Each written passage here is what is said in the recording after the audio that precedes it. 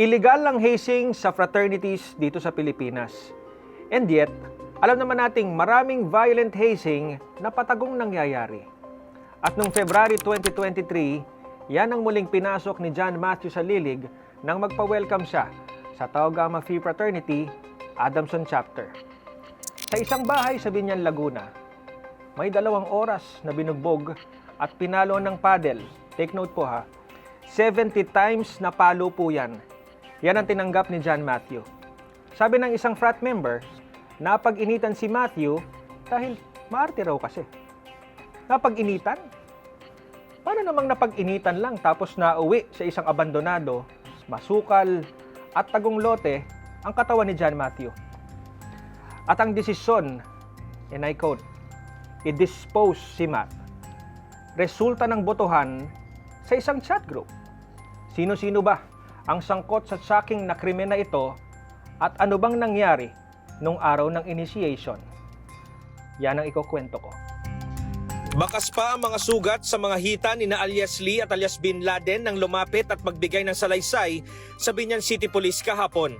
Sila umano ang kasama ni John Matthew sa welcoming rites ng Tau Gamma Phi Fraternity noong February 18 sa Barangay Casile, Binyan, Laguna. Si John Matthew ang chemical engineering student ng Adamson University na namatay matapos sumailalim sa welcoming rites ng Tau Gamma Phi Fraternity. Matapos nabawian ng buhay, ibinaon si John Matthew sa isang bakanteng lote sa Imus, Cavite ng mismong mga kabrad nito.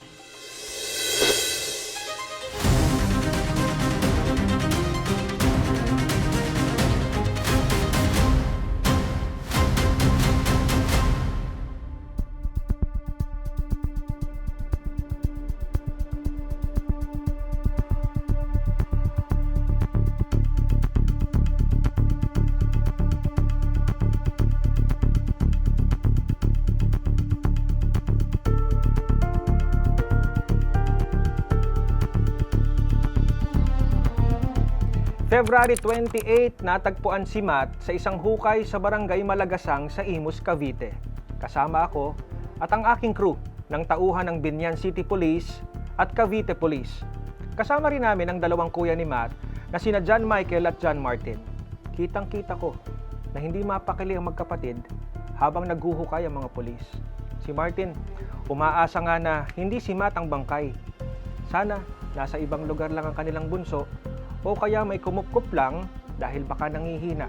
Dahil sa hazing, kaya hindi nakapagpahinga at di nagpapakita. Pero nang matapos ang paghukay, nang makita na ni Martin ang bangkay sa hukay, nanlumo at parang gumuho ang mundo niya. Kinumpirma niyang si Matt ito.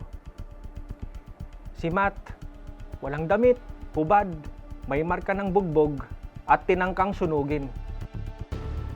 Sa galit nga ni Martin, nasuntok niya ang isang frat member na kasama din namin sa crime scene.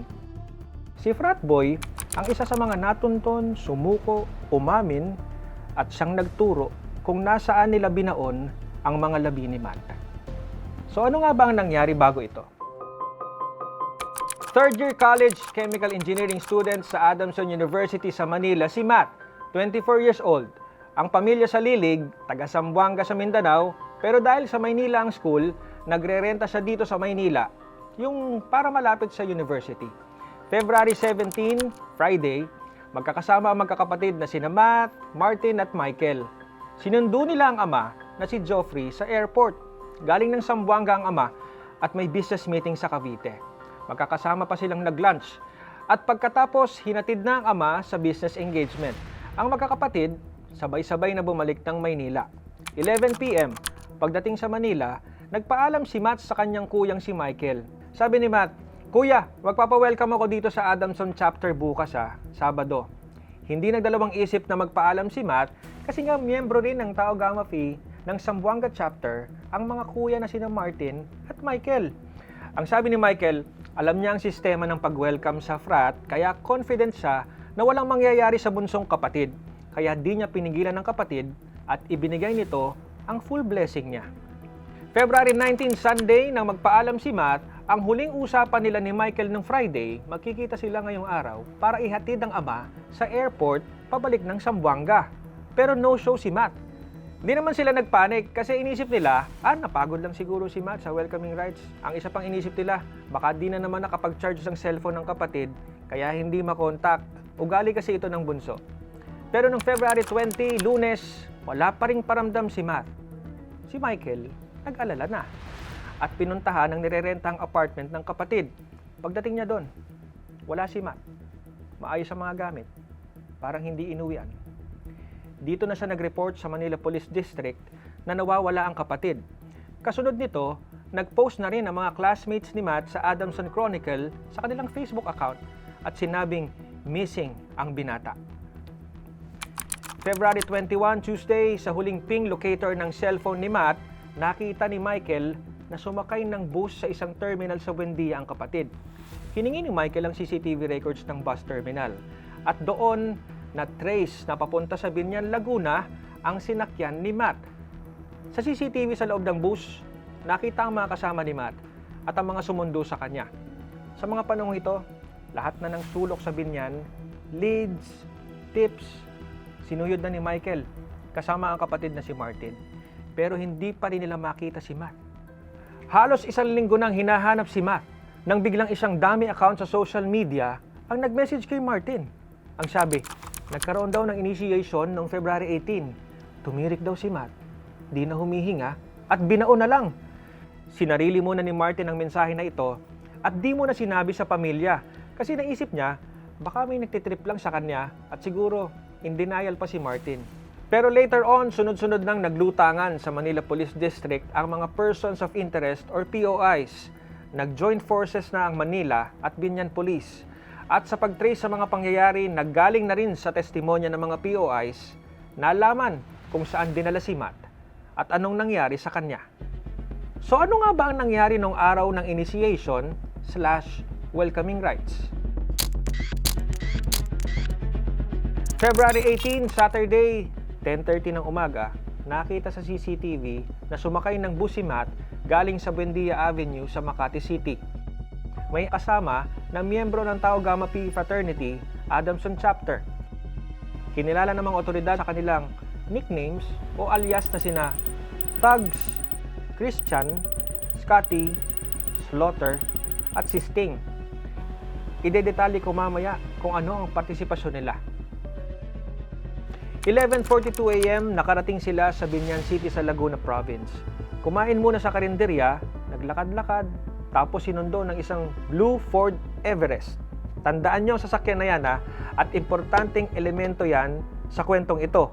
Mga 1:30 ng hapon, sakay ng SUV na nabanggit, dinala si Matt sa isang bahay kung saan ginagawa ang initiation rites para sa mga bagong miyembro at welcoming rites para sa mga miyembro na gustong magpa-welcome sa ibang chapter tulad ni Matt. Nagsimula ang ritual as usual, may pa-bless ng paddle at saka sinimulan umano ang pagpalo. Unang pinalo si Matt, sunod ang dalawa pang nagpa-welcome na sina alias Lee at alias Bin Laden. May isa pang neophyte na kasama sila, si alias Diesel yan. Sa gitna ng initiation rites at welcoming rites, pasintabi po napadumi raw si Matt at pagkatapos nagsuka pa. Sa salaysay ni Slaughter, yung kasama ni Matt sa bus, tinanong niya si Matt kung kaya pa ba niya at kung may sakit ba siya. Ang sabi ni Matt, meron siyang diarrhea. Tinanong ulit, so kaya pa ba? Hindi na natin alam ang sagot ni Matt dito, pero ang alam natin ay tinuloy ang hazing kahit na sinabi pa ni Matt na may sakit siya. 2 oras na paluan at bugbugan. Natapos ang welcoming rites ng mga 3:30 PM. By 7 PM, pack up na. Sabi ni Slaughter, sumakay ulit si Matt doon sa Blue Ford Everest na naghatid sa kanya. At si Slaughter naman, humiwalay at sumakay ng motor para gumimik sa isang bar.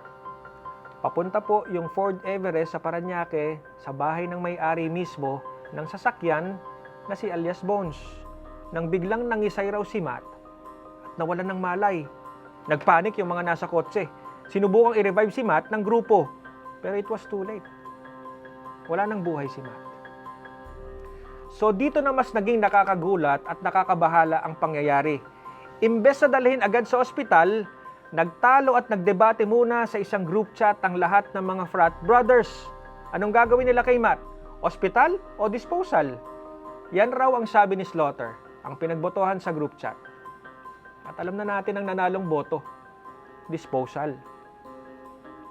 Ang wala ng buhay na si Matt, nilipat sa isang Hyundai Tucson SUV na minamaneho ng Grand Tresquillon na si alias Nike, kasama sa SUV si Sting at Thugs. Parehong kasama ni Matt po yan sa busa galing ng Maynila. At isa pang alias Void. Nakakonvoy sa kanila ang isang Mitsubishi Adventure van at ang dalawang sasakyan na yan sabay pumunta sa isang abandonadong lote sa Cavite para i-dispose si Matt. At doon sinubukan pa nilang sunugin ang bangkay ni Matt, pero nagdesisyon silang ibaon na lang para walang makapansin sa kanila. February 19, Sunday, si alias Bones, matapos na uwi sa bahay sa Parañaque para iparada ang Blue Ford Everest, ay sumakay po doon sa Mitsubishi Adventure para tumulong sa pag-dispose kay Matt. Si alias Bin Laden, naalala nyo, siya yung isa sa mga sumailalim rin sa welcoming rights na nahasing rin. Umamin pang siya ang kumuha ng 3 pala sa bahay ni Grand Tresquillon alias Nike para gamitin sa paghukay sa lupa kung saan ibabaon si Matt. May impormasyon pang ang nagnakaw ng mga plaka ang grupo na yan para ipalit sa mga gamit nilang sasakyan. February 28, 11 days mula ng fraternity welcoming rights para kay Matt, sa height ng katirikan ng araw mag-aalas 12 ng tanghali, nakapaligid kami sa isang abandonadong lote sa barangay Malagasang sa Imus, Cavite, kung saan po na-recover at nahukay ang bangkay ni Matt. Natunto ng bangkay ni Matt matapos lumutang sa pulis ang ilang persons of interest. Una, si alias Luther, na ang totoong pangalan ay Earl Anthony Romero. Sunod si alias Nike, na ang totoong pangalan Tong Cheng Teng. Siya yung nagmamaneho ng Hyundai Tucson SUV. Sumunod si alias Ali, at ang totoong pangalan niya ay Jerome Balot. Sa Binyan Police naman, lumutang sina alias Loki, ang totoong pangalan po ay Sandro Victorino, Michael Lambert Ritalde, at Mark Pedrosa, ang may-ari ng Fraternity Initiation House. Silang tatlo, frat brothers ng Tau Gamma, Binyan Chapter. At matapos ko i-report sa TV Patrol ang pagkakakita ng bangkay ni Matt, marami pang mga witnesses at mga brads na umano'y sangkot ang lumutang rin. Si alias Sting, ang totoong pangalan Daniel de los Reyes, na master initiator at kasama ni Matt sa bus, sumuko kay dating Cavite Governor John Vic Remulla. Humingi siya ng sorry sa pamilya sa malaking pagkakamaling nagawa niya. Umamin si alias Sting, kasama pala siya sa pagdala kay Matt sa Cavite at kasama sa nagbaon. Si alias Sting, kakagraduate lang nung time na yon. Ang Blue Ford Everest, kung saan sinabing binawian ng buhay si Matt, kinumpiska ng mga pulis as material evidence sa case. Yung Hyundai Tucson at Mitsubishi Adventure van na magkakakonvoy papunta sa lote, nakumpiska na rin po ng pulis. Yung initiation house na isa ng crime scene ay agad na isinailalim sa forensic examination. Yung dalawang kasabay ni Matt sa welcoming rides, sina alias Lee at alias Bin Laden, nag-witness na rin sa pulis at positibong in-identify ang mga nasa fraternity hazing. Sabi nila, maraming ang palo ng paddle si Matt kaysa sa kanila kasi sabi ng initiators, nag-iinarte si Matt. Ayon sa medical legal, ang cause of death ni Matt ay severe trauma to the lower extremity, so sa hita, at meron rin sa ribs. May 18 persons of interest ang pulis, 13 na ang nakakulong at humaharap sa kasong violation of the anti-hazing law at 4 ang at large. At ang isa, yung sinasabing driver ng Mitsubishi Adventure, napabalitang pinatay ang sarili nung araw na nahukay ang labi ni Matt. February 18, 2024, isang taon mula nung gabing nasawi si Matt sa frat hazing, dumalaw ang Salilig family sa puntod ni Matt sa Zamboanga. Unti-unti nang nag-move on ang pamilya sa sakit na nangyari. Yan daw kasing tingin nila ang gusto ni Matt. Si Michael, madalas balikan ang gabing iniisip niyang sana di niya pinayagan si Matt na umalis. Pero feeling naman daw niya ginaguide sila ni Matt sa paghahanap ng hustisya. Forgiveness, pwede raw mangyari. Pero hustisya sa nangyari kay Matt, Hindi titigil ang pamilya sa lilig hanggat hindi napapanagot lahat ng sangkot sa krimen. Tingin nyo, mahuhuli pa ba ang 4 na at-large sa suspects? Makakamit kaya nila ang hustisya? Paano na kaya ang future ng mga batang frat members na nasangkot? I-comment nyo yan dito. Share na rin at mag-subscribe sa aming YouTube channel. Ako po si Jeff Caparas at ito ang Philippines' Most Shocking Stories.